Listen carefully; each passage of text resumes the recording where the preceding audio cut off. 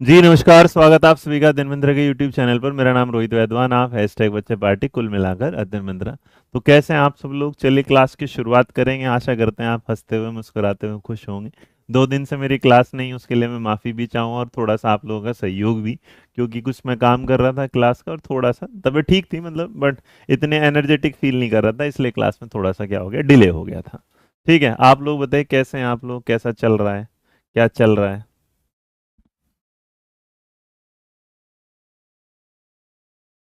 हम्म। Congratulations, congratulations किसके लिए? अच्छा, ओ थैंक यू सर। हाँ, टेट मंत्रा चैनल पर उसका तुम्हें गिफ्ट मिलेगा। उसका तुम्हें गिफ्ट मिलेगा, जरूर मिलेगा। और कोई कोर्स में डिस्काउंट नहीं मिलेगा, गिफ्ट ही मिलेगा। ठीक। चलो, यहाँ तो आज की क्लास की मेरे बच्चे शुरुआत करते हैं। और आज की क्लास की शुरुआत जब करेंगे तो हम व्यक्तित्व में पढ़ चुके थे अपने मापन नंबर 1। और व्यक्तित्व के दूसरे में है जहाँ पर्सनैलिटी के टेस्ट पढ़े थे, पर्सनैलिटी की थ्योरी पढ़ी थी। आज उनके मेजरमेंट पढ़ेंगे और उन पर क्या आते हैं परीक्षण जो है उन पर पढ़ने वाले हैं। तो आज की क्लास की शुरुआत करेंगे इसके साथ। बैच चल रहा है, लेना हो लो, नहीं लेना मत लो, पढ़ते रहो बस, ठीक है। अब आगे जो भी चल रहा है ये आपके सामने है। फिलहाल आपके सामने आ जाते हैं कुछ मेथड। तो व्यक्तित्व के मापन की विधि। अब ये बताओ, थ्योरी पढ़ना पसंद करोगे कि सवाल पढ़ना पसंद करोगे? सर जी बहुत मिस किया, थैंक यू सो मच, है ना। हाँ, धीरे धीरे। यार मेरे को ना कुछ टाइम से माइग्रेन टाइप दिक्कत हो रही है, मतलब वो जो ज्यादा ना सर में दर्द सा हो रहा है, तो इसलिए मैंने ब्रेक लिया था 2-3 दिन का। ब्रेक नहीं हुआ था ना। Good evening, good evening, good evening, good evening, good evening. Ready? Let's start, चलेगा। तो यहाँ देखिए, अगर आप करते हैं तो सबसे पहले तो देखो किसी इंसान की जो पर्सनैलिटी है, किसी इंसान का जो व्यक्तित्व है, उसके मापन का कोई सीधा तरीका तो है नहीं।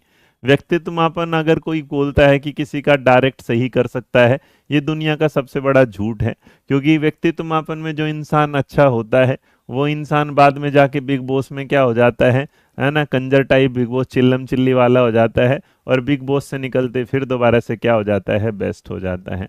आज का जीवन ऐसा हो गया है कि जब आप देखिएगा, अगर आप इन चीजों में देखें, सच्चाई है कि जो पढ़े लिखे इंसान होंगे, जो क्या है पढ़े लिखे इंसान होंगे, अगर आप उन्हें देखेंगे तो वो नॉर्मली क्या कर रहे हैं, वो अपने आप को पॉपुलर होने के लिए ढूंढ रहे हैं।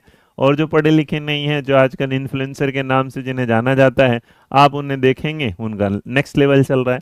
तो व्यक्तित्व मापन तो अलग है सर। या श्रेया अनब्लॉक है, सुकून है, सब अनब्लॉक है। चलिए आ जाइएगा वर्क पर।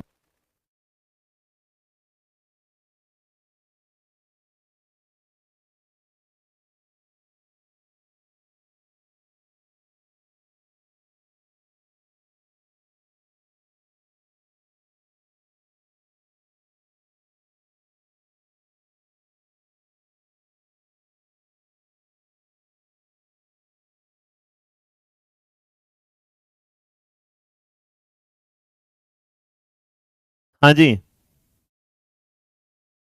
हाँ, तो 1 मिनट। मोनू, मोनू, कोई बात नहीं। मोनू सोनू पांडे जी, अब कहाँ गए सारे के सारे? सर आपके बिना सूना सूना ला, जग सूना सूना लागे। सब चल रहा है, सब है, सब है। एक वो हो गया, शो बता देता हूँ। बुलाना यार। तो यहाँ पर क्या है कि कुछ पढ़े लिखे वाली बात। तो भैया ऐसा है कि आजकल व्यक्तित्व मापन में अगर आप देखेंगे तो भैया डोली चाय वाला जो है वो एकदम अलग लेवल का फैशन हो रहा है ना, एकदम अलग लेवल का ट्रेंडिंग में है। तो डोली चाय वाले को देख के तुम लोगों को लगने लगा कि साला इससे बढ़िया क्या करे, चाय की दुकान ही खोल लें, पढ़ाई वढ़ाई तो क्या ही करेंगे। अब मेरे मुंह से बोलते बोलते एक शब्द निकला है, तुम सोचो अगर मास्टर जी ये शब्द बोलना तुम्हें शोभा नहीं देता। ये भी व्यक्तित्व मापन है। तो भैया हर इंसान व्यक्तित्व का मापन अपने अपने तरीके से क्या है करता है। किसी को कोई चीज अच्छी लगती है, किसी को कोई। अगर कैरी मिनाटी गाली देगा तो तुम्हें लगेगा वाह क्या है, ट्रेंडिंग में होगा। और मास्टर जी गाली दे देंगे तो तुम बुलाओगे कि मास्टर जी ऐसा है कि तुम्हें थोड़े से संस्कार क्या हैं, कम मिले हैं। तो इसका मतलब व्यक्तित्व मापन आपकी क्या है, व्यवसाय पर भी आधारित हो जाता है। अगर आप पहलवान हैं तो गाली दे देंगे, आप अगर नॉर्मल से इंसान है तो गाली भी नहीं दे सकते। तो इसका मतलब डोली की होली चल रही है, तुम्हारा कुछ नहीं चल रहा भाई साहब। तो इन सारी परिस्थितियों में अगर आप देखेंगे तो व्यक्तित्व का जो मापन है वो कैसे कैसे किस तरीके से बदलता है, ये अपना आप में एक बड़ी बात है। बट जो पढ़े लिखे लोग हैं उन्होंने व्यक्तित्व मापन की कुछ तरीके बताए हैं। और जो तरीके बताए उसके बारे में, ये गाड़ी लेके जाएगा वापसी और इसे सही कराएगा, ठीक है। उसको दे दे गाड़ी की चाबी, दोबारा वापस ले गया। और उन्होंने कहा इसमें पेट्रोल के पैसे को तू खुद डलवाएगा, हमने डलवाएगा। इधर लाना ले जाना, अरे उसने सही नहीं करा यार। ना। गाड़ी की सर्विस के देख, बिल देख रहा है तो 3,75,000 है। हाँ, मतलब गाड़ी का है, लोग वह गाड़ी में इसमें करते रहेंगे, इसका बिल लिया है इन्होंने ये वाला। इसको बोल, इसको वो सही करवाएगा फिर जाके, इतने दिन रखने के बाद भी। दे दे चाबी, इनको वापसी लेके जाएगा, कल सही करा। हाँ उसी के पास है चाबी, दे दे। उसी के पास है चाबी, सही करवा लेगा। माइक बंद था ना। ओहो, तू भी यार माइक खोल के रखते, ध्यान रखा कर इस बात को। चलो आ जाओ भाई, आगे बढ़े।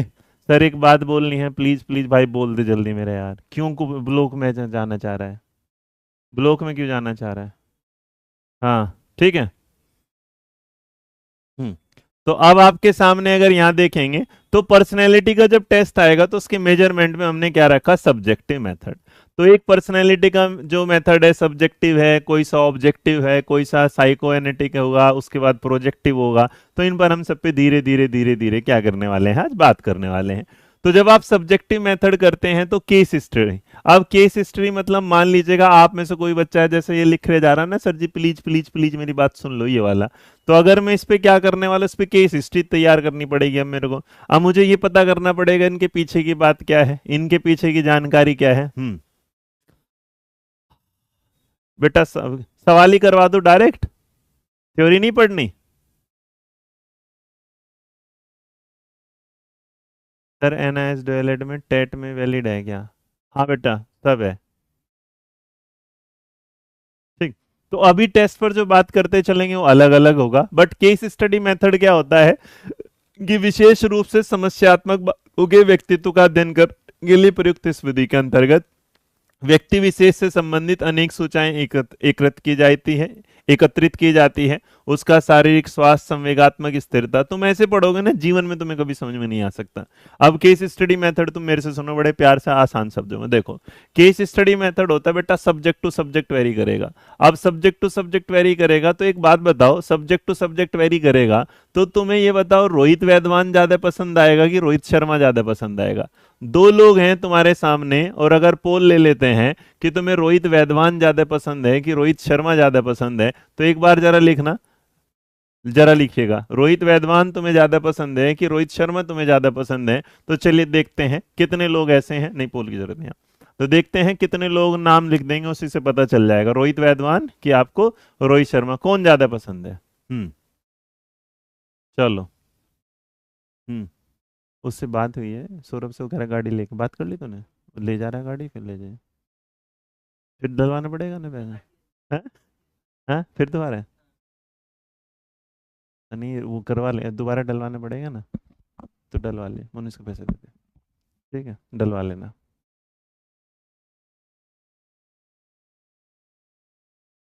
हम्म। इनको दे दो, एक दे। हाँ एक दे। हाँ कॉफी। चलिए अब आपने कहा हाँ जी, अब देखिएगा जैसे राजश्री बर्मन है ना, पढ़ने मुझसे आती हैं लेकिन इन्होंने बोल दिया इन्हें थोड़ा सा क्या है, रोहित शर्मा ज्यादा पसंद है। अब देखो रोहित शर्मा ना तो इन्हें पढ़ाता है, ना इन्हें कुछ ज्ञान देता है, ना कुछ होगा, लेकिन इन्हें पसंद, क्योंकि इनकी पसंद क्रिकेट होगा। तो इसका मतलब, लेकिन जितने उन्हें लोगों ने रोहित वैद्वान किया तो इसका मतलब उन्हें मुझसे ज्यादा चाहत इसलिए क्योंकि भाई मैं उन्हें पढ़ाता हूँ, मैं उन्हें थोड़ा बहुत ज्ञान देता हूँ, उनके मैं थोड़े काम का ज्यादा हूँ। तो इसका मतलब आपने मेरा मेजरमेंट अपने तरीके से कर लिया जिस बात को। तो सब्जेक्ट टू सब्जेक्ट रहे हैं जो राजश्री देवी हैं, तो राजश्री ने अगर रोहित शर्मा को पसंद किया तो उनके जीवन में पढ़ाई से ज्यादा क्रिकेट की अहमियत है। और भैया जिन्होंने रोहित वैद्वान को पसंद किया उन्हें क्रिकेट से ज्यादा भैया पढ़ाई की अहमियत है। तो इसका मतलब ये सारी चीजें सब्जेक्ट टू सब्जेक्ट मैरी करेगी। तो भैया अगर चांदनी को रोहित वैद्वान पसंद है तो इसका मतलब भैया राजश्री को रोहित शर्मा पसंद है। तो सब्जेक्ट टू सब्जेक्ट क्या कर गया, वेरी कर गया। इसे बोला जाता है सब्जेक्टिव मेथड। आ गया भैया समझ में, हाँ या ना? तो जिसको समझ में आ गया चलिए आगे करते हैं। अब आपके लिए कुछ लोग होंगे डिप्लोमेटिक कि दोनों देश के लिए काम करते हैं, एक देश का अध्यापक बनाता है, एक देश में क्या है क्रिकेट की ट्रॉफी लाता है। अरे वो पगलो अलग अलग है, सबकी अपनी अपनी एक चॉइस होती है। इसलिए मेरे बच्चे हमेशा याद रखिएगा सब्जेक्ट, किसी को कोई टीचर पसंद होता है किसी को कोई, तो सब्जेक्ट टू सब्जेक्ट मतलब आपकी जो पसंद आएगी। डन। अब इस बात पर जब बात करते हैं तो आता है क्वेश्चन आंसर। अब देखो ये सब्जेक्टिव मेथड होगा कोई, तो कोई सवाल आपको पसंद होगा, कोई सवाल आपको पसंद नहीं होगा। क्वेश्चनेयर करता है कि उससे सब्जेक्ट की पहचान हो जाती है, इंसान की पहचान हो जाती है कि उसे कौन सी चीज ज्यादा क्या आती है, पसंद आती है। जैसे आपके सामने आता है कि प्रश्नावली विधि के अंतर्गत प्रश्नों की एक तालिका बनाई जाती है जिसमें व्यक्तित्व मापन किया जाता है। ये 4 प्रकार की होती हैं, क्लोज एंडेड वाले, एक ओपन एंडेड वाले, एक पिक्चोरियल वाले और एक क्या होंगे, मिक्स क्वेश्चन वाले। जैसे अब तुम इंटरव्यू में जाओगे जिस तरीके से, सेम वहां भी क्वेश्चन आ सकता है, बट वहां मौखिक सवाल ज्यादा आते हैं। कौन से सवाल आते हैं, मौखिक सवाल ज्यादा आते हैं। तो मेरे बच्चे याद रखना, बंद सवाल होते हैं, बस आपसे आपकी जानकारी यस और नो में चाहते हैं। दूसरे सवाल होते हैं कि आप इसके बारे में अपना व्यू दीजिएगा। जैसे आपसे कोई पूछेगा बताइए भारत सरकार की जो नीति है ये कैसी है, तो इसका मतलब इस पर आपका व्यू होगा। पिक्चोरियल होगा कि आपके सामने एक फोटो दिखा दिया जाएगा, उसके बाद आपसे पूछेगा इस फोटो को देख के आप क्या समझते हैं। और उसके बाद मेरे बच्चे जो मिश्रित वाली होगा, तो सारी चीजों के बारे में आपका व्यू जानना चाहते हैं कि आप क्या जानते हैं। जितने भी लोग फालतू के मैसेज कर रहे हैं, कसम से बता रहा हूं मेरे बच्चे, या तो मैसेज बॉक्स बंद हो जाएगा या ब्लॉक हो जाएंगे, बाकी आपकी मर्जी है। पढ़ो यार, पढ़ो, समझो, बहुत जरूरी है पढ़ना तुम्हारे जीवन में। डन। अब यहां तक अगर आपने पढ़ लिया, यहां तक अगर आपने जान लिया, तो इस जानने के बाद भी आपके सामने जो होगा है ना, सर स्लाइड पर लिखा हुआ रिमूव मत कीजिएगा, ओके मेरे बच्चे। अब इतनी जानकारी के जानने के बाद आपके सामने आता है इंटरव्यू मेथड। देखो इंटरव्यू मेथड समझ लो, इसमें से जैसे कोई मान लीजिएगा जब शादी के लिए रिश्ता तय हो रहा था, तो शादी के लिए रिश्ता तय हो रहे थे और जब लड़का लड़की वाले एक दूसरे को देख रहे थे, लड़की और लड़का, तो उन दोनों में एक सवाल हुआ कि बता भैया तेरे को खाना, सॉरी भाई भैया नहीं बोलेगी, सॉरी सॉरी सॉरी, है ना, शादी से पहले अगर भैया बोल देगी फिर तो दिक्कत हो जाएगी, है ना, ना भैया नहीं बोल रहा, ठीक है। तो जो लड़की है वो पूछेगी कि बता भाई, फिर मेरे यार मुंह से वही निकल रहा है ना, हाँ बता यार, हाँ यार ठीक है ना, हाँ कि बता यार, यार गंदा सा वर्ड है, तो भाई रहने दो यार, ये बड़ा कंफ्यूजन वाला सवाल है, भाई भैया भैया भाई है ना ये वाला। तो ये पूछेगी इससे कि बता भाई कि तुझे खाना बनाना आता है कि नहीं आता है, वो बोलेगा हाँ जी आता है, तो इसका मतलब ये वाला। ये पूछेगा दीदी तुम्हें खाना बनाना आता है क्या, कह रहा है भाड़ में जा, तू पहले ही दीदी बोल रहा है, तेरे को कहाँ रिश्तेदारी में लाएंगे हम अपने साथ, तो फिर बता दे कि हाँ जी खाना आता है। तो एक तरीके से इंटरव्यू चलता रहा, जानने की कोशिश करते एक दूसरे को कि हम एक दूसरे के साथ कितने कंफर्टेबल हैं, कितने एक दूसरे को जान पाएंगे इस तरीके से। तो मेरे बच्चे इंटरव्यू मेथड होता है जिसमें आप ये पता कर लेते हैं साक्षात रूप से कि कौन किसको जानता है, ये इंटरव्यू मेथड होगा। अब इंटरव्यू मेथड जो आएगा, तो यहाँ पर व्यक्तित्व का मापन करने की यह विधि सरकारी नौकरियों के चुनाव के लिए सबसे ज्यादा की जाती है, जो आप देखते हैं। और ऑटोबायोग्राफी मेथड होता है जिसमें आप अपने जीवन के बारे में सब कुछ जानकारी, और वो क्या देते हैं कि भाई आप किस चीज में इंटरेस्टेड हैं या कौन सी चीज आपको ज्यादा पसंद है, इस पर आप कार्य करते हैं। डन।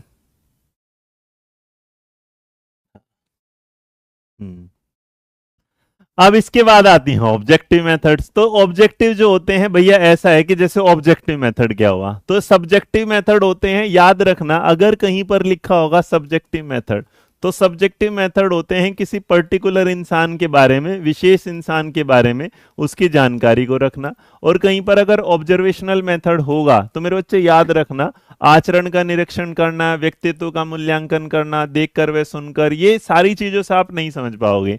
आप ये कहते हैं कि ऑब्जर्वेशन क्या होगा, जैसे आप ऑब्जेक्टिव करते हैं कि जैसे आप इस क्लास को ले रहे हैं, तो इस क्लास को लेने के दौरान आप ये देखेंगे मुझे कि मैं कैसा पढ़ा रहा हूं, मेरा पढ़ाया आपको समझ में आ रहा है कि आपको समझ में नहीं आ रहा है। तो व्यक्तित्व का वो जिसमें आप किसी को कुछ पूछते नहीं, किसी को भी बोलते नहीं। जैसे हम सब्जेक्टिव मेथड में देख रहे हैं, तो हम सामने वाले से सवाल पूछ लेते हैं, हम सवाल से के माध्यम से जानकारी। लेकिन ऑब्जर्वेशनल मेथड ऐसा होता है कि जिसमें आप किसी से कुछ बोलते नहीं, बस उसे देखते रहते हैं। जैसे तुमने कई बार ऐसे देखो, कोई तुम्हें ढूंढता रहता होगा ऐसे, टकर टकर टकर टकर टकर, तो याद रखना ऑब्जर्वेशन करेगा। जैसे जब तुम्हारा कहीं रिश्ता तय होगा और कोई तुम्हें देखने वाला आएगा, तो दो तो बात करेंगे, एक जो चाचा ताऊ फूफा होगा वो आपको ऐसे देखते रहेगा, ऊपर से नीचे तक ऐसे देखेगा, चप्पल क्या पहन रखी है, सूट क्या पहन रखा है, इस तरीके से जो पूरी जानकारी, वो ऑब्जर्वेशन वाले हो गए ना। वो मामी मौसी जो भी होगी वो ऑब्जर्वेशन करे, बोलेगी कुछ नहीं लेकिन ध्यान में रखेगी, फिर जाके बोलेगी यार लड़की हूं तो ठीक सी लग रही थी, पर तुमने नहीं देखा उसके पैर थोड़े से तिरछे से लग रहे थे, है ना, वैसे तो ठीक सी लग रही थी लेकिन तुमने उसकी देखा ना बाएं वाले जो आंख थी उसमें कुछ फर्क सा आ रहा था। अरे भाई साहब बहुत तेज तर्रार लड़की थी, चाय लेके आई थी तो चाय के लेते टाइम में बिल्कुल शर्म नहीं थी, आंखों में एकदम घूर के देख रही थी, है ना। हाँ, तो ये ऑब्जर्वेशन वाला मेथड होगा। आगे भैया समझ में। तो बच्चों के साथ क्या होगा, तो कई बार क्या करेगा टीचर, क्या करेगा अपनी क्लास में बच्चों को कुछ बोलेगा नहीं, लेकिन देखता रहेगा कि कैसी कैसी हरकतें कर रहा है, इसकी कहाँ कमियां हैं, उसको सुधारना। प्रैक्टिकल एग्जाम्पल में मैंने बता दिया घूर कर देखना, और क्लासरूम के एग्जाम्पल में हम जानेंगे कि जब आप बच्चे को क्या करते हो, ऑब्जर्व करते हो, उससे कुछ क्या है इस तरह जानकारी देखते हैं जिसमें सवाल तो नहीं पूछा जाता, लेकिन हाँ आप उसमें देखते हैं कौन सी स्किल में ज्यादा बढ़िया है, किस तरीके से, इसको क्या बोला जाएगा, ऑब्जर्वेशनल मेथड। अब तुम बताओ मेरे द्वारा दिए गए एग्जाम्पल क्या आपकी बुद्धि में आए, समझ में आया, हाँ या ना? तो इसका मतलब इसको क्या बोला जाता है, सब्जेक्टिव मेथड। सेम तरीके से रेटिंग स्केल, देखो मम्मी ऐसा है कि मैं तो जो वो देख के है ना, वो जो ननंद होगी तो बोलेगी देखो मैं तो रेटिंग स्कूल दूंगा, देखो देखने में तो सुंदर है लेकिन उसको खाना वाना तो बनाना नहीं आता, इसके लिए रेटिंग कम है। थोड़ी सी क्या हाइट, थोड़ी सी क्या लग रही है, कम लग रही है, तो इसका मतलब वो उसे तो बोलेगी नहीं कि तू नाटी है, लेकिन भैया घर जाके जरूर बोलेगी वाली बात के साथ कि हाँ उसकी जो हाइट थी थोड़ी सी क्या थी, कम थी। तो इसका मतलब इतनी सारी जानकारी के साथ रेटिंग स्केल, जैसे तुम मेरी क्लास में आओगे, सर जी क्लास बहुत गंदी है, तो भाई रेड वाला बटन, क्लास बहुत बढ़िया है तो क्या है, तो इसका मतलब तुम मुझे बोलो ना बोलो, लेकिन अगर कोई तुमसे पूछेगा, तुम्हारा ऑब्जेक्टिव, तुम्हारा उद्देश्य कि भाई बताओ सर की क्लास को देख के तुम्हें कैसा लगा, तो अगर आपने अच्छा बोला तो ये रेटिंग स्केल है, आपने बुरा बोला तो ये रेटिंग स्केल है। जिस नजरिए से आपने मेरी क्लास को मतलब ऑब्जर्व किया, या जिस हिसाब से ऑब्जर्व करने के बाद आपने उसकी रैंकिंग दी, वो आपके सामने क्या होगा, रेटिंग स्केल होगा। अब रेटिंग स्केल के बारे में कुछ अच्छा हो सकता है, कुछ क्या हो सकता है, बुरा हो सकता है। सोशियोमेट्री मेथड, अब जैसे अब सोशियोमेट्री होता है समाज वाला, समाजमिति विधि। समाजमिति जो है इसके बारे में पूछेगा किसने दी है, तो याद रखना जेकब मोरेनो ने। मोरेनो साहब कहते थे कि भाई समाजमिति ऐसी है कि एक इंसान ऐसा होगा, मान लीजिएगा ए है, तो जो ए है उसके दो दोस्त हैं जिनमें से क्या है आर है और जिसमें से क्या है के है। के भी भाई कुछ दोस्त हैं जिसमें के क्या दोस्त हैं, मान लीजिएगा आर दोस्त है उसका, एस दोस्त है उसका और वी दोस्त है। अब इनके भी अगर देखेंगे दोस्त, तो जब ये दोस्त हैं तो के दोस्त हैं तो अचानक ये मिल जाता है आर इससे, तो ये इसके भी दोस्त बन जाते हैं। जब ये इसके दोस्त बनेंगे तो देखो ए के जो दोस्त हैं वो बढ़ते चले गए। तो इसका मतलब समाजमिति विधि होती है एक ऑब्जेक्टिव मेथड जिसमें आप क्या है, आपका दायरा क्या है, बढ़ता बढ़ता बढ़ता चला जाता है। तो सबसे ज्यादा सवाल यही पूछा जाता है कि भाई जो सोशियोमेट्रिक मेथड है उसके जो फादर हैं वो कौन माने जाते हैं, तो उनका नाम है बेटा जेएल मोरेनो। मोरेनो को उनके पिता के रूप में जाना जाता है। अब आता है साइकोलॉजिकल सिस्मोग्राफ, ये वाला इसको तुम रहने देना क्योंकि इससे रिलेटेड एग्जाम में कोई जवाब आता नहीं, बस आपकी स्लाइड में ये सारी पीपीटी फ्री में अध्ययन मंत्रा की ऐप पर अवेलेबल है, आप वहां जाके से चेक कर सकते हैं। और अध्ययन मंत्रा की ऐप पर ये इसलिए दिया जाता है कि भाई आप थोड़ी सी क्या करें, पीपीटी को सिस्टमेटिक तरीके से आपके सामने वहां पेश हो जाए, तो जब जरूरत हो आप उसे पढ़ सकते हो। अब आता है सबसे भयंकर विधि, इनको बोला जाता है प्रोजेक्टेड मेथड। अब देखो प्रोजेक्टेड मेथड क्या होगा, जीवन में तुमने कभी किसी के अंतर्मन की बात जाननी चाहिए हो ना, तो जब भी किसी के बिना बोले आप उसके बारे में कुछ जानना चाहते हैं तो आप उससे ना बातों बातों में बात निकलवाते हैं। तो जब बातों बातों में बात निकलवाते हैं उसे प्रोजेक्टेड मेथड। जैसे अगर आप बिग बॉस जैसे प्रोग्राम को देख रहे होंगे तो जो लोगों की भावनाएं हैं एक दूसरे को लेकर, वो एक तरीके से प्रोजेक्टेड मेथड ही कहलाएंगी। जैसे प्रोजेक्टेड मेथड में आता है प्रासंगिक अंतर्बोध परीक्षण, thematic apprehension test, TET. TET जो है ये सबसे इंपॉर्टेंट माना जाता है, जिसमें आपके सामने एक फोटो दे दिया जाता है, एक थीम दे दी जाती है, उस थीम को देखने के बाद आप उस पर क्या विचार करते हैं। इसमें सवाल में क्या है यहाँ नहीं लिखा पर मैं बता देता हूँ। थीम को बारे में बात करने वाला पहले मुरे था, उसके बाद क्या है मोर्गन भी आया, बट इसमें सबसे ज्यादा जरूरी होती हैं 30 कार्ड। तो वो कहते हैं कि जो 30 कार्ड होते हैं मेरे बच्चे, उसमें से 10 क्या होते हैं चाइल्ड के, 10 जो होते हैं वुमेन के, और जो 10 होते हैं वो क्या होते हैं मेल के। और इसमें ना तो मेल लिख देता हूँ, वुमेन लिख देता हूं, और ये क्या है चाइल्ड है। तो 10 कार्ड में बच्चे यहाँ, और एक जो होता है वो क्या होता है ब्लैंक कार्ड होता है, जैसे ताश के पत्तों में जोकर का होना। तो इसमें क्या करेगा, आप कोई फोटो दिखाएंगे और फोटो के बारे में बोलेंगे कि आपको इस फोटो को देख के क्या लग रहा है। आपने कई बार इसके बारे में देखा होगा, तो ये आप ये भी जान सकते हैं कि जैसे एसएसबी का जो टेस्ट होता है, तो एसएसबी के टेस्ट में आपने जब देखा होगा, तो एसएसबी के टेस्ट में क्या होता है कि आपको एक फोटो दिखाया देता है, एक थीम दी जाती है, और इस थीम पर आपके विचार जाने जाते हैं। तो जितने भी लोग इसको पढ़ते हैं पहले याद रखना, एग्जाम में जो होगा वो हमेशा क्या दिया जाता है 30 कार्ड। अगर 31 है तो समझ लेना उसने एक ब्लैंक कार्ड का क्या कर दिया है, जिक्र कर दिया है। और याद रखना जितने भी प्रोजेक्टिव मेथड होते हैं बेटा, याद रखना नॉन डायरेक्ट या इनडायरेक्ट टेस्ट होते हैं। पर्सनैलिटी के इनडायरेक्ट जो टेस्ट होते हैं उनको ही बोला जाता है ना। इन्हें अप्रत्यक्ष टेस्ट भी बोला जाता है, प्रक्षेपी विधि भी बोला जाता है। डन, आया समझ में भाई। 30 कार्ड होगा, एक ब्लैंक होगा, यहाँ आपके सामने मैंने रख दिया।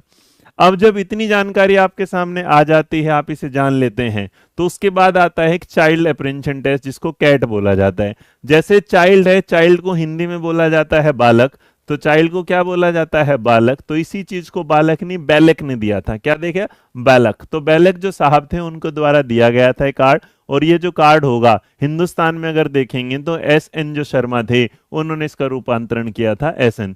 कैट का जो अप्रेंशन टेस्ट होगा, इसमें क्या किया गया था? इस टेस्ट में मेरे बच्चे ये किया गया कि अगर आप इसे देखेंगे तो आपने कई बार ऐसा देखा होगा वो कि कुछ जो एनिमल, कुछ जानवरों को क्या किया गया था? कुछ जानवरों को मानव के रूप में पेश किया गया था, या जानवर को मानव के रूप में। तो बंदर को क्या कर दिया गया? एक ऐसी जगह बैठा दिया गया जहां पर वो क्या लग रहा था? मेल लग रहा था, बंदर या फीमेल लग रही थी। बंदर के छोटे छोटे से बच्चे क्या लग रहे थे? बालक लग रहे थे। तो इसके बारे में अगर बात करेंगे जो कैट के बारे में है, तो लियोपोल्ड जो बेलक नाम थे उन्होंने इस टेस्ट को दिया था हमारे सामने। यहाँ पर आपके सामने जानकारी आ जाती है, और इस जानकारी के बाद आपके सामने एक टेस्ट आता है जिसके बारे में बात करते हैं आप, रोसार्स इंक बोल्ट टेस्ट। रोसार का इंक बैलेट है ना, इंक बैलेट है ना। तो अगर ये देखेंगे तो आपने कई बार देखा होगा रोसार का साई धब्बा टेस्ट। रोसार का साई धब्बा टेस्ट है आपके अंतर्मन की सोच के बारे में बताता है। हाँ, डायग्राम में एनिमल शो किए जाते हैं, वो बच बिहेव लाइक ह्यूमन करते हैं, बिल्कुल। भाई कल से रीट की क्लास, ये आज आखिरी क्लास है। बहुत बहुत धन्यवाद आप लोगों के सबके कीमती वक्त को देने के लिए। हम कल से एक नई क्लास शुरू करेंगे, क्योंकि जिस कोशिश के साथ मैंने क्लास शुरू करी थी उस कोशिश के साथ यहाँ पर एक सवाल मेरे को दिमाग में हमेशा आ गया। नाउ मैं बहुत कोशिश करने के बाद हर बार कोशिश करता हूँ आपके लिए कि हर बार कोशिश करता हूँ कि कुछ ना कुछ आपको थ्योरी पढ़ाऊँ, बट लास्ट नोट लीस्ट मेरे को यही फील आता है कि आप वो वाले बच्चे हैं जिनमें से मैक्सिमम को सिर्फ और सिर्फ सवालों से मतलब है, क्योंकि थ्योरी से बहुत कम लोगों को मतलब है। बहुत कम लोग थ्योरी पर काम करते हैं। इसलिए वो जिनको थ्योरी अच्छी आता है, मेरी हमेशा उनके लिए ये बेस्ट विशेज हैं कि वो जीवन में कामयाब उनसे पहले हो जाएंगे जो थ्योरी नहीं पढ़ते। उसके पीछे का रीजन ये है क्योंकि थ्योरी ना पढ़ने वाला बच्चा शॉर्टकट चुनता है, और शॉर्टकट मेरे बच्चे रास्तों में तो आसान होते हैं, लेकिन नौकरी में कोई भी शॉर्टकट आसान नहीं होता। ठीक है, ये आपको जीवन में हमेशा याद रखना चाहिए। बट जब मैं फील करूं कि बार बार आपके सामने आते हैं और बार बार आप उसमें पढ़ते, थ्योरी नहीं पढ़ना चाहते, तो हम जितना टाइम लगाते हैं कॉन्सेप्ट को कनेक्ट करके लाते हैं, वो फिर ना एक तरीके से हमें अपनी ना मतलब डिग्रेड लगता है कि यार हमने ही अपनी रेस्पेक्ट नहीं कराई। बच्चे को सवाल चाहिए, हम फालतू में थ्योरी पे आ गए। और मैं एक दियो थ्योरी, अरे पगलो बंद नहीं कर रहा, सवालों पे आ रहा हूँ। मैं कह रहा हूँ मैं थ्योरी रहने देता हूँ, सवाल ये तुम्हारा है, क्योंकि तुम चैट में खुद ही पढ़ लो तुम कितना सीरियस होके पढ़ते हो यार, है कि नहीं? हम्म।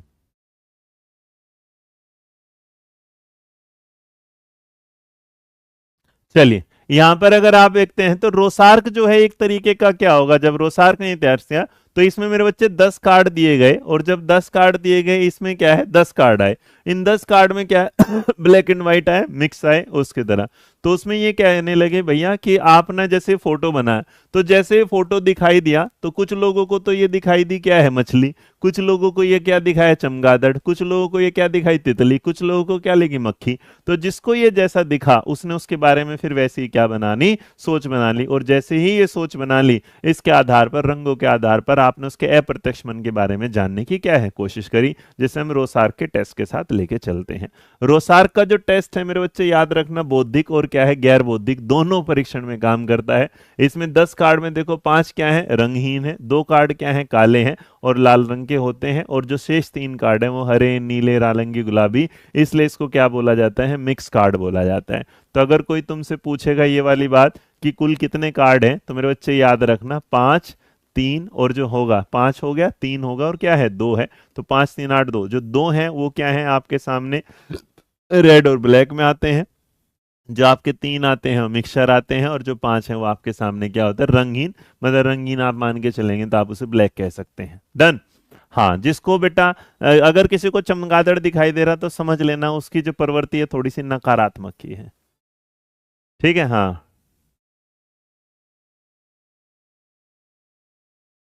हाँ सर जी, अगर आप थ्योरी बंद कर दोगे, स्टूडेंट यूट्यूब टीचर पर विश्वास करना बंद कर देगा। ओहो, हैं भावनाओं में बहला रहे हो हैं। तुम भी मेरे को बेटा दूध पीता बच्चे ही समझ रहे हो। रोज रोज तुम मेरे से ना चालू बन के काम करवा लेते हो, है ना, एडा बन के पेड़ा करवा लेते हो, और फिर कहते हो गुरुजी आ जाओ। मैं तो ऐसे ही चेक कर रहा था तुम लोगों को, काहे बंद करेंगे, पढ़ेंगे और जब आगे पढ़ेंगे। ठीक है, आ जाओ। चलो चलो चलो। अब इसके बाद आपके सामने आता है सेंटेंस का कंप्लीटिशन टेस्ट, जिसको बोला था वाक्य को पूरा करना।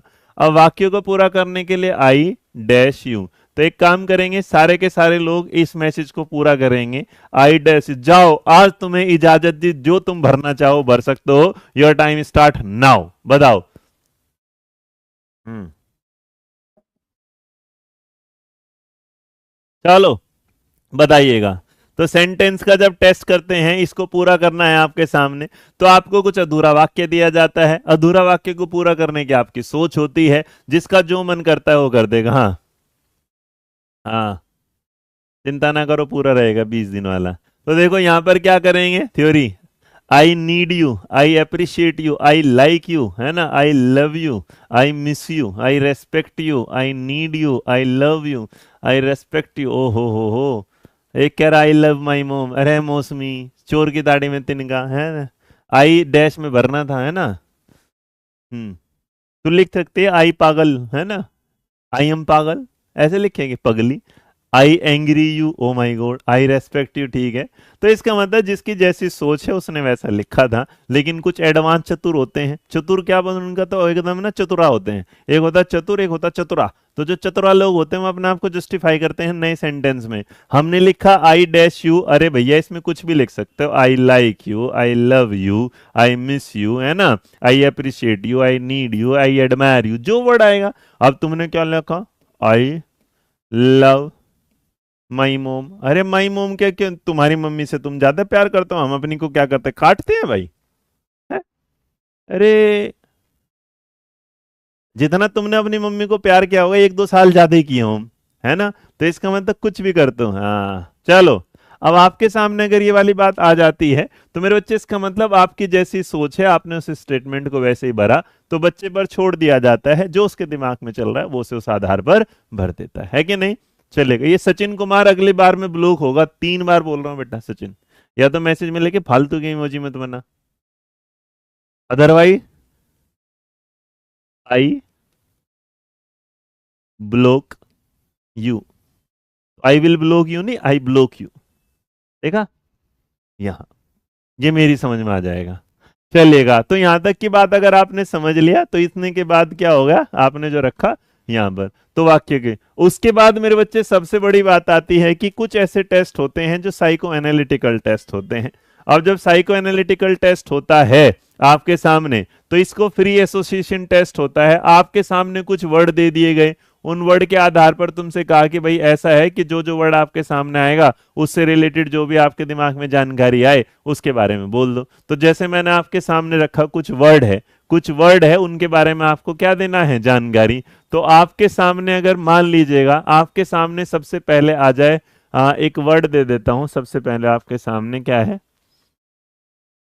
समीकरण। तो जो समीकरण शब्द आएगा उसको लेके आपके सामने क्या समझ आएगी, बताओ। मैंने एक वर्ड दिया समीकरण, तो आपके दिमाग में जो सोच है समीकरण की वो क्या है, बताइए। बेस्ट क्लास, धन्यवाद, फटाफट बताओ इसको, एग्जाम्पल के साथ समझा रहा हूं भाई। हाँ जी, सिगमंड फ्रॉइड देते हैं इसके बारे में, बिल्कुल सही बात है, साइको एनालिटिकल थ्योरी। जिसमें कौन बात कर रहे हैं, समीकरण का नाम लेते ही देखे कितने लोग बताएं, इक्वेशन किसी ने बोला है, इंग्लिश में क्या होगा, इक्वेशन होगा भाई, राजश्री इतनी तो पता होगा, है ना, इक्वेशन इक्वेशन इक्वेशन। सुमिति दलाल, सुमिति यादव कह रही है रजत दलाल, बहुत बढ़िया, है ना, रिक्त स्थान की पूर्ति करें, बहुत बढ़िया। तो जितने लोगों ने रजत दलाल का नाम लिया है, इसका मतलब पक्का पक्का वो इंसान है जो क्या करते हैं, क्या देखते हैं, बिग बॉस देखते हैं, कि बिग बॉस में समीकरण चला रहे हैं रजत दलाल। आपने बिल्कुल सही। चलो, अगर आपके सामने ये लिख दिया जाए, एक एक सवाल लिख दिया जाए, है ना, अगर आपके सामने लिख दे बाबा,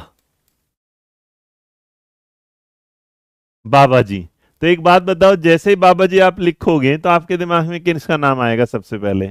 तो इसी को मेरे बच्चे क्या बोला जाएगा, कि आपके अंतर्मन की बातों को, जैसे बाबा जी का नाम आते ही तुम्हारे दिमाग में किन का नाम आना शुरू हो जाएगा, योगी जी का नाम। तो जैसे योगी जी का नाम आना शुरू हो जाएगा, तो इसका मतलब वो आपके अंदर की क्या है, साइको एनालिटिकल प्रोसेस है।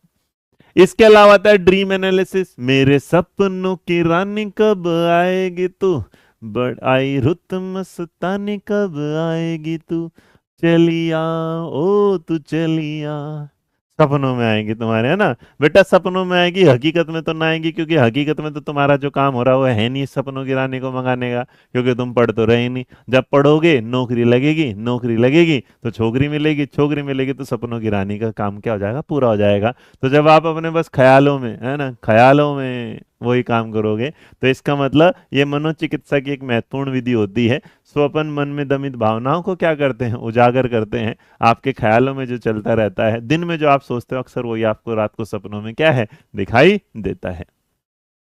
अब बढ़ेंगे सवालों की तरफ। रेडी, तैयार, यस और नो?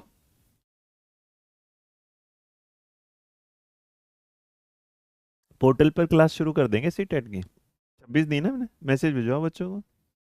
हाँ, हाँ 27, अच्छा 27 है ना, हाँ।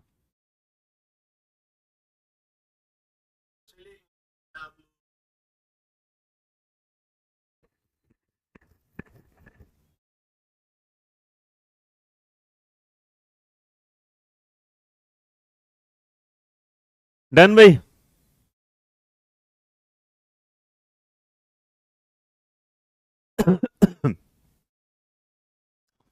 चलिए, पहला सवाल आपके सामने है, आपको बताना है एक बालक के व्यक्तित्व के मापन में सर्वाधिक व्यक्तिनिष्ठ जो विधि होगी, सब्जेक्टिव मेथड जो होगा, वो कौन होगा? सब्जेक्टिव जो मेथड होगा वो कौन सा होगा, बताइएगा। आपके सामने सवाल का जवाब 1 2 3 में बताइए। सब्जेक्टिव मेथड पूछा है मेरे बच्चे जी। सर प्लीज एक बार रोसार्क वाला रिपीट। बेटा रोसार्क का जो शैली वो होता है कि आपने ना, जैसे आपके अंतर्मन में क्या चल रहा है, तो आपके सामने कुछ पिक्चर्स दिखाई देते, कुछ कलरफुल धब्बे टाइप पिक्चर देखते हो, उन्हें देखने के बाद आपकी सोच पता चल रही है।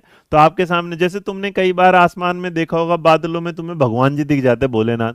तो तुमने कई बार देखा होगा लोगों ने क्या किया होगा कि आप कहीं पर जाते हो, जैसे अमरनाथ जा रहे हो, अमरनाथ का जब भगवान जी का फोटो देख रहे हो, तुम्हें दूर से देखो देखो भोलेनाथ दिख रहे, दिख रहे, दिख रहे, और तुमको हाँ जी दिख गए, हे भोलेनाथ, हे परमपिता परमेश्वर, रक्षा करिए भगवान जी, जो दुख है माफ करिए, बस हमें बताना। तो ये सारे के सारे तुम्हारे अंदर मन निकल जाते हैं, ये वाला, है ना, बस। तो देखो, प्रोजेक्टिव मेथड तो सब्जेक्टिव मेथड था नहीं। अब अगर इसमें देखेंगे, सोशियोमेटर जो था वो क्या था, ऑब्जेक्टिव मेथड में आ रहा था। अब इंटरव्यू और क्वेश्चन बचेगा, तो इस सवाल में जो सही, अच्छा सॉरी, और सब्जेक्टिव है ना, तो मोस्ट सब्जेक्टिव जो मेथड होगा ना, वो इंटरव्यू होगा ना, वो क्वेश्चन होगा। सबसे बड़ी बात कौन सा हो जाएगा, sociometry method. Answer option number C होगा, और जिन्होंने सी चुन लिया वो एकदम क्या है, सही है। ठीक है, चलो नेक्स्ट।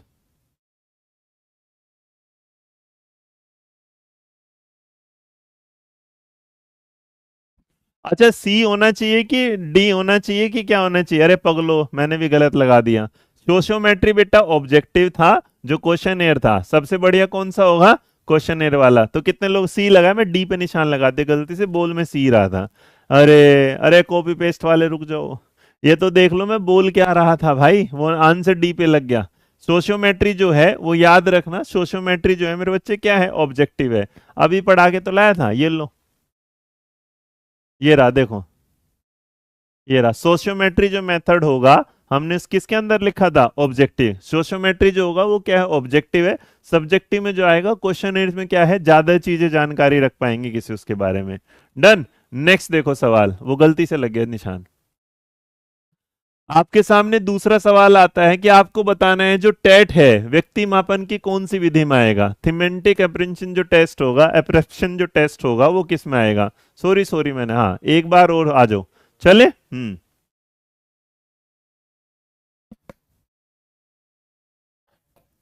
नंबर आपको बताना है, सवाल नंबर 2 का जवाब जल्दी बताइएगा।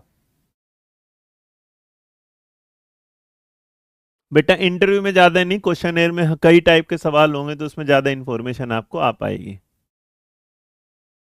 अब हमने जाना था कि जितने भी टेस्ट होंगे, टेट कैट ये रेट वाले, ये सारे के सारे कौन से में आएंगे, ऑब्जेक्टिव में, सॉरी प्रोजेक्टिव में। किस में आएंगे, प्रोजेक्टिव में। मेरे को कुछ हो गया, मेरा दिमाग काम कर रहा, निशान सही लगा रहा है, बोल कुछ रहा, क्या बोला जाएगा, बिल्कुल प्रोजेक्टिव। तो दूसरे का जवाब जो आपने डी लगाया वो बिल्कुल क्या है, सही लगा। आपको बताना है कि कौन सा जो है following is a projective test हो, कौन सा ऐसा है जो प्रोजेक्टिव टेस्ट है पर्सनैलिटी का। पर्सनैलिटी का प्रोजेक्टिव जो टेस्ट होगा वो कौन सा होगा? आपके सामने सवाल आ रहा है पहला, मिनीसोटा मल्टीप्लास्टिक पर्सनैलिटी इन्वेंट्री होगा। वर्ड एसोसिएशन टेस्ट होगा, सोशोमेट्रिक होगा, बेल का एडजस्टमेंट इन टू एंड। मेरे बच्चे याद रखना, जो प्रोजेक्टिव है अभी मैं बता के लाया था आपको एक बात के सामने, जितने भी नॉर्मली आपके सामने ये टैट वाले होंगे ना, कैट होगा, टैट होगा, वेट होगा, सेट होगा, इसमें देखो ये रहा WAT, तो WAT वाट मत करना, वट करके चलना, और सवाल का जवाब ऑप्शन नंबर क्या होगा, बी। तो जितने लोगों ने बी लगाया वो बिल्कुल क्या है, सही है, सही है बिल्कुल एकदम, 3 का जवाब ऑप्शन नंबर बी जी।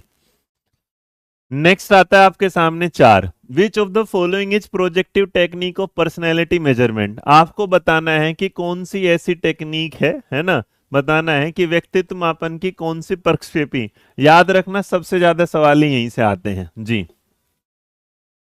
चलिए बताएं।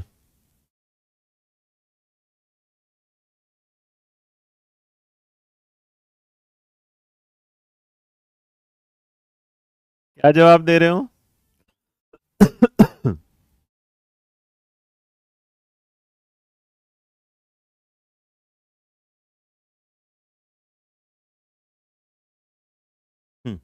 तो आपने अगर इस सवाल नंबर 4 में जवाब दे रहे हो ऑप्शन नंबर डी, बहुत बढ़िया। 4 का जवाब क्या होगा, टेट, जो आपने सही दिया है बिल्कुल एकदम, शाबाश। आपको MMPI is a test use to measure which of the following. मेरे बच्चे ये एक इंपॉर्टेंट सवाल है, यूपी टेट में भी एज इट इज सवाल आया हुआ है। पर्सनैलिटी है, क्रिएटिविटी है, अचीवमेंट है, इंटेलिजेंस है, इनमें से कोई भी नहीं है।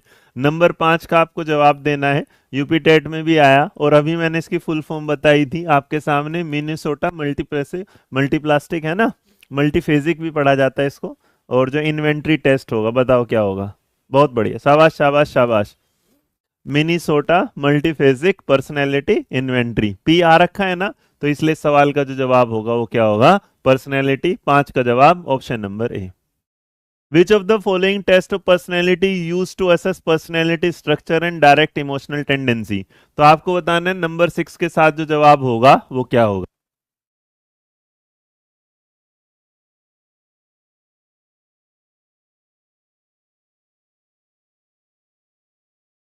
नंबर 6 का अगर आप जवाब देंगे, क्वेश्चन नंबर 6 का, तो सवाल नंबर 6 में अगर आपने जवाब दिया है, तो नंबर 6 का जवाब जो होगा ऑप्शन नंबर ABC में। अब देखो क्या पूछ रहे हैं कि भाई पर्सनैलिटी में यूज करते हैं देखो पर्सनैलिटी का स्ट्रक्चर भी है, एंड डिटेक्ट करेगा इमोशनल टेंडेंसी कौन से टेस्ट से। तो इन्वेंट्री वाला नहीं होगा, थीम वाला नहीं होगा, वर्ड नहीं। जिसमें स्ट्रक्चर वाली बात थी तो तुमने रोसार्क के टेस्ट में ही देखा था, एक स्ट्रक्चर फोटो बना होगा, उस फोटो को देख के आप उसके बारे में क्या करते हैं, जानकारी लाते हैं। तो 6 का जो जवाब होगा वो क्या होगा, ऑप्शन नंबर सी। मिनेसोटा मेरे बच्चे याद रखने, सेल्फ इन्वेंट्री पर काम करता है। किस पर है, सेल्फ रिपोर्ट पर काम करता है, जिसमें आप अपने बारे में क्या करते हैं, सेल्फ रिपोर्ट तैयार, REPORT।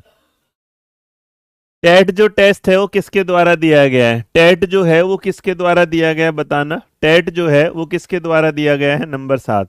टेट जो है वो किसके द्वारा दिया गया है, बताएं।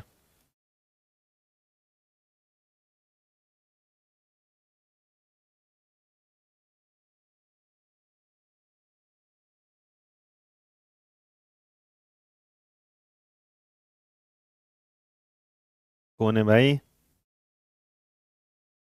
चलो, नंबर आपने अगर 7 में जवाब दिया तो 7 का क्या है, मुरे और मॉर्गन। और जिन्होंने मॉर्गन मुरे लिखा है वो बिल्कुल क्या है, सही है, एकदम बढ़िया है।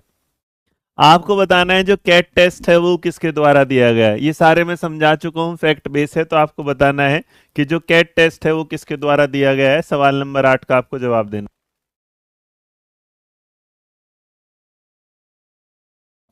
चलो, तो आपने बेटा कैट के बारे में मैंने बताया था, चिल्ड्रन, और जहां बालक की बात है वहां पर बालक पर अगर बात करेंगे, तो आपके सामने अगर यहाँ सवाल होगा, तो यहाँ पर स्कीनर है, ये बैलक है, और सवाल का जवाब ऑप्शन नंबर क्या होगा, बी। तो जितने लोगों ने बी चुना है 8 का, वो बिल्कुल क्या है, सही है, बेहतरीन है, बढ़िया है। साईं दब्बा टेस्ट जो है वो किसके द्वारा दिया गया है, साईं दब्बा जो टेस्ट है वो किसके द्वारा दिया गया है, बताइए। साईं दब्बा जो टेस्ट है वो किसके द्वारा दिया गया है, फटाफट बताइएगा जी।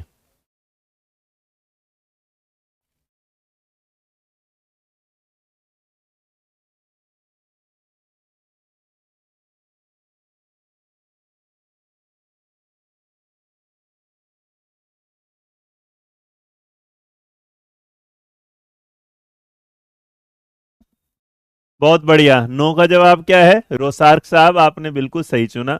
और आज का मेरे बच्चे अंतिम सवाल है कि cloud picture test is use to measure which of the following, क्योंकि आप ये जानते हैं किससे रिलेटेड है, आपको जवाब देना है नंबर 10 में।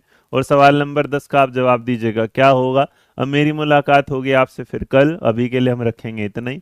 ठीक है, तो इतनी रखेंगे क्योंकि अभी पोर्टल में मेरी क्लास है थोड़ी देर में, तो वहां पर भी चलना है और इतनी एनर्जी में बचा के। बाकी ये जो बाकी के इसमें क्या होगा, करीबन करीबन इसके अलावा 25 सवाल और हैं। 25 सवाल जो हैं, आप इसे अध्ययन मंत्रा की ऐप में जाओगे, वहाँ डाउनलोड करना, वहाँ पर एक सेक्शन दिखाई देगा आपको जो फ्री में रीट की क्लासेस का दिखाई दे रहा है। उसी एक सेक्शन में क्या होगा, आपके सामने यहाँ पर क्वेश्चन दिख जाएंगे। टोटल 35 क्वेश्चन है पर्सनैलिटी के। मैं आज थोड़ा सा बेटर फील नहीं कर रहा हूँ, बेटर में थोड़ा मतलब इसलिए नहीं क्योंकि अभी बस ये क्लास लेनी थी, अभी 1-2 दिन का समय दो थोड़ा, अपने एकदम जोश में आऊंगा तो फिर दोबारा से शुरू करेंगे। ठीक है, तो आज के लिए इतना ही मेरे बच्चे। खुश रहना, मुस्कुराते रहना, अपना ध्यान रखना, और वीडियो पसंद आए तो लाइक शेयर सब्सक्राइब करना ना भूलना। ठीक है, टेक केयर। इस सवाल का जो जवाब था लास्ट वाला कौन सा था? नंबर 10 था। और नंबर 10 में अगर आपने जवाब दिया वो देख लेता हूँ। सवाल नंबर 10 कल फिर से और लेके चलेंगे बढ़िया से। तो 10 का जो जवाब होगा, क्लाउड पिक्चर टेस्ट जो आपने दिया होगा, पर्सनैलिटी दिया होगा, वो बिल्कुल क्या है, सही है। बस आज थोड़ा इतना ही पढ़ लो, फिर पढ़ाएंगे। ठीक है, बाय बाय।